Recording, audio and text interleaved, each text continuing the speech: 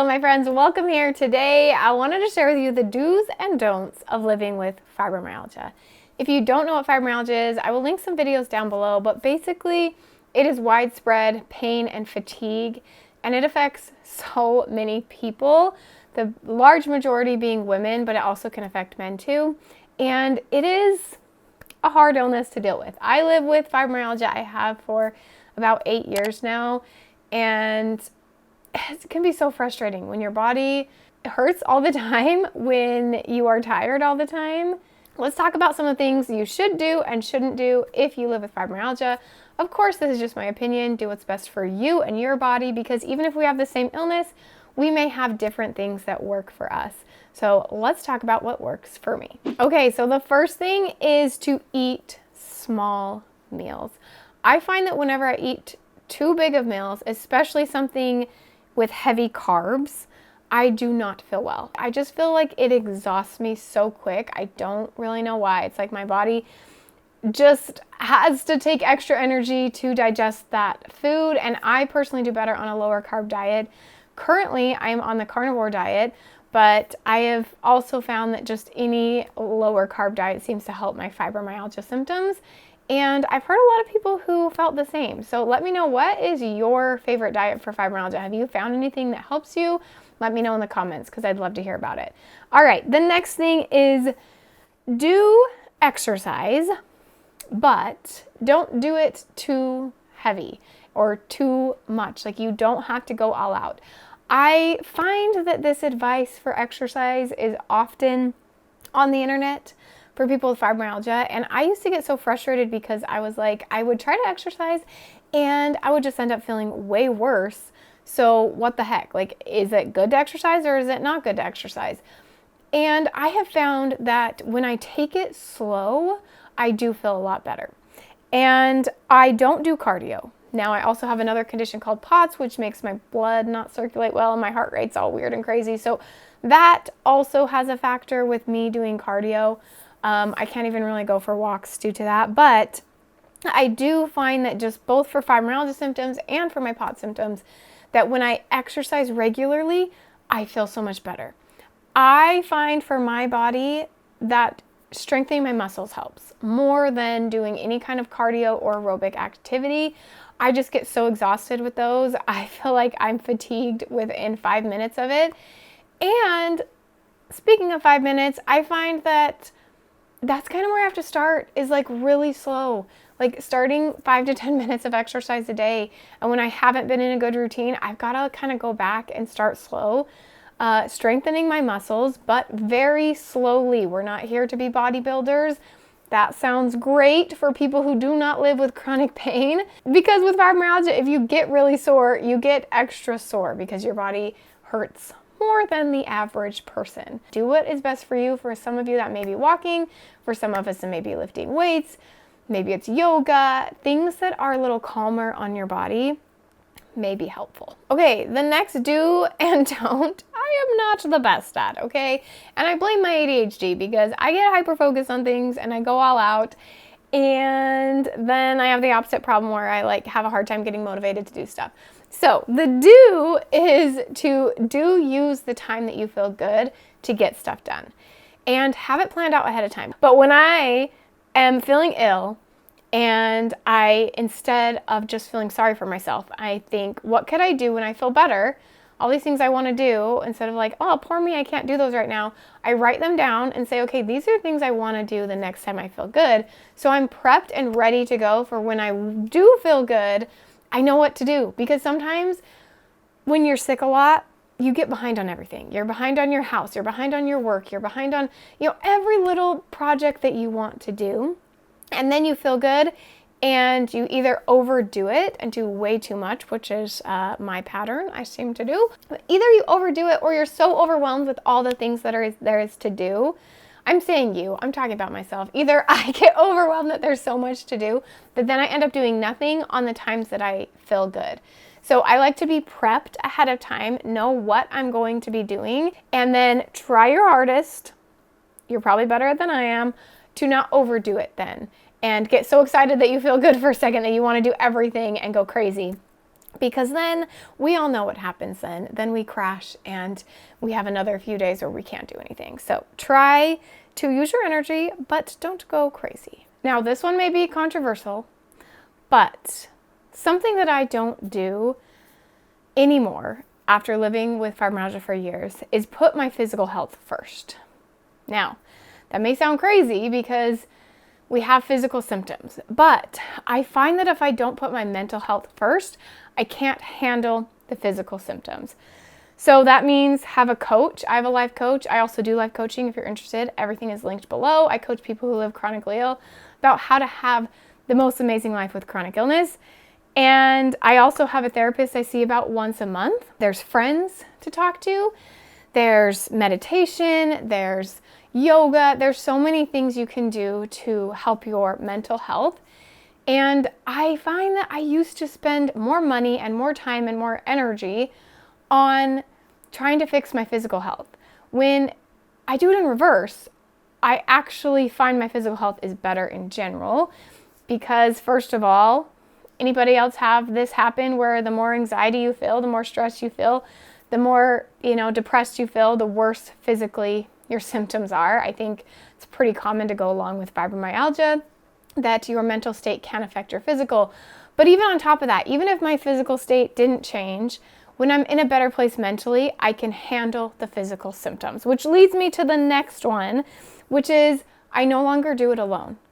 I have decided this year that battling chronic illness alone is the worst possible situation you could be in, because not only is it just lonely as it is because you can't go places as much as most people. You can't do the things you used to do or that you want to do, but also so many people don't understand chronic illness and so many people don't understand fibromyalgia, and it makes it very difficult to get the help that you need, and it makes it difficult to feel supported because your friends and family, if you're like me, they don't really understand what it's like. And if they do, they're too sick to be around you. So it's kind of a lose-lose.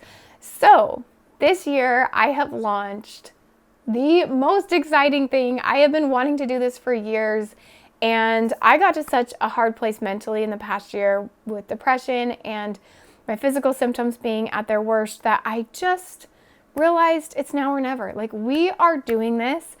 And I have launched an online community and group coaching program for people who live with chronic illness and fibromyalgia.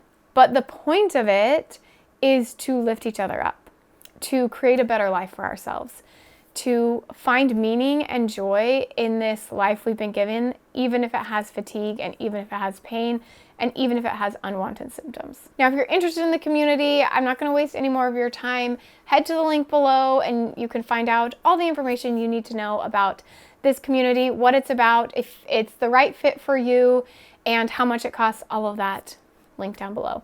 All right, the next thing, I no longer make plans before 9 a.m. if possible. Of course, sometimes that's the only time you get a doctor's appointment or whatever. But if possible, I do not make plans before 9 a.m.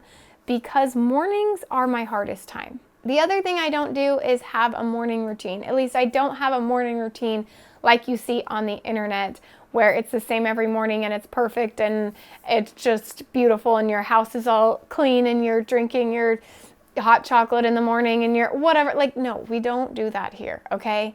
Because mornings are the hardest time for me. I am so ill in the morning. I am so fatigued. I feel so much pain every morning that I just decided there's no morning routine. And that's what works for me. Everyone's body is different, of course. If mornings are great for you, then this may not be the right solution. But for me, mornings are the hardest time. And I find that if I try to push any activities or things that we have going on that day for after 9 a.m. at least, and I don't pressure myself that I have to do anything, even get ready or make my bed or anything before 9 a.m., I feel so much better mentally and physically. It's just a great combination. Okay, this next one is going to be a little controversial. But one thing that I no longer do is always listen to my body. Sometimes I might listen to my body. But the do here is that you want to get to know your body. Because sometimes I find in the past that I would feel so ill and I would have so much pain, and then I would lay down and then the pain would get worse, and I would just tell myself, okay, you can't do anything today, you have to lay here forever, whatever. And then I found that sometimes if I got in more pain after laying down too long, it actually felt better to get up and do something. So here's the thing, your body will tell you what it needs. But I think it gets confusing when you have physical pain because, like I said, sometimes I actually feel better when I get up and do stuff, even if I'm in a lot of pain. Like physically, I feel better. We talked about the mental. Yes, sometimes I get up just because mentally I feel better to get up and do something, clean my house or go somewhere, get out of the house. Sometimes I do prioritize my mental health over my physical. But what I'm talking about is like when I am in physical pain, sometimes I actually feel better when I move my body. Sometimes my body seems like it's telling me don't exercise, and I've learned to get to know my body better that actually no, when it's in more pain, it means it needs exercise. So what I mean by this is listen to your body if you know it well enough. If you don't know it well enough, you've got to experiment, okay? And I know it's hard, especially if you're working. I was very blessed to be able to quit my job when I got ill enough, and I had a husband working financially. Were we like thriving? Probably not. We were not doing great, but I was very blessed to be able to quit my job when things were hard. So I get that there are extra things and this may not work for everyone. But for me, when I experimented and sometimes I did the opposite of what my intuition was, like feeling pain and instead exercising instead of laying down more, I find that now I know my body a little bit better. And I know what certain pains are telling me and what certain emotional things are telling me. Like if I'm getting anxiety, I know something's off. If I'm getting depressed, I know something's off. And instead of looking at it like my body hates me and okay, I'm depressed or I'm in a lot of pain, so I'm just going to lay here and watch TV.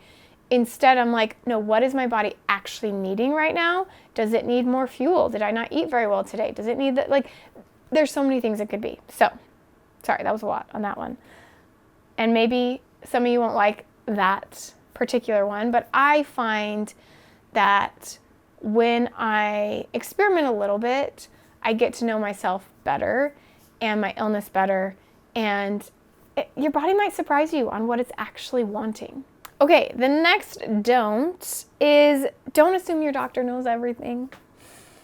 That's the thing. I totally thought my doctor knew everything when I first got started. I thought because they were experts, because they had gone to school, because they dealt with so many patients, they're going to know what's best for me. And the more doctors I go to, the more I realize they're just imperfect humans doing their best that want to help people, but also don't know everything. And especially they don't know what it's like to live with fibromyalgia. Most of them. Some of them do. But a lot of them don't. They don't know what it's like to live with that pain. They don't know that some of the comments they say are rude or insensitive. They also don't know that there's a mental aspect of chronic illness and pain that isn't ever addressed. For example, sometimes a doctor will be pushing medication on me and I'm like, I just can't handle doing this right now. And I don't know how to explain why. It's just that I've tried so many things and I'm scared of what would happen, and they try to reassure me that it'll be fine, and if it doesn't work then we can just try something else. But there's this fear behind it and anxiety that they don't feel and they don't know. And it's okay to say no. It's okay to say, you know what, doctor, I know my body, blah, blah, blah. No. You know what, doctor, I know my body better than you. It's true, you do. You know your body best. So I recommend keeping like a symptom journal. I have a free one linked down below. I will link, what did I say?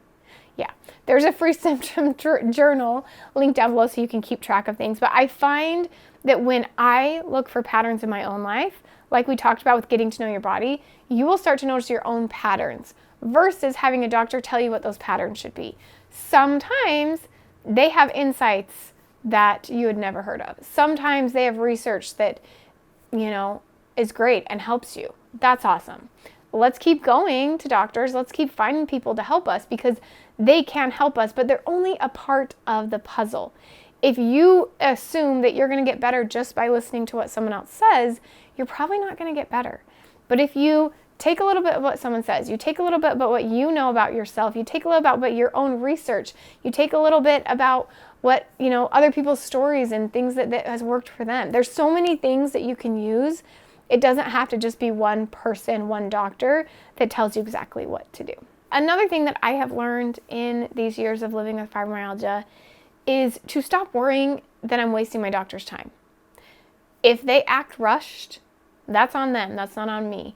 I am still going to stay and get my questions answered. If they leave before I've got my questions answered, I will go find a nurse and I will ask her my questions. I will say, I need to see that doctor again. I keep pushing until I get my questions answered. I am usually a very passive person. I have learned over the past few years to be a little more assertive, to stand up for myself more. At first, I had to take my husband with me. I still sometimes take him with me because I know that he will stand up for me. I know that he is more assertive than me. I know it's easier for him to not worry about, what other people think of him. He could stand up for me because these doctors don't know what it's like to live with the chronic pain all the time. They don't know what it's like to have the physical and mental strain of this illness. And we've got to come with our questions. I like to write them down before I go and ask them. And in some ways, we just have to keep pushing to get what we need. Or you may need to find a new doctor, someone else to help you. So that is my advice, my friends, the do's and don'ts of living with fibromyalgia. What is something that you do because you have fibromyalgia? And what is something that you don't do because you have fibromyalgia? Leave those in the comments below. Don't forget to subscribe, and I will see you on the next video. Bye, my friends.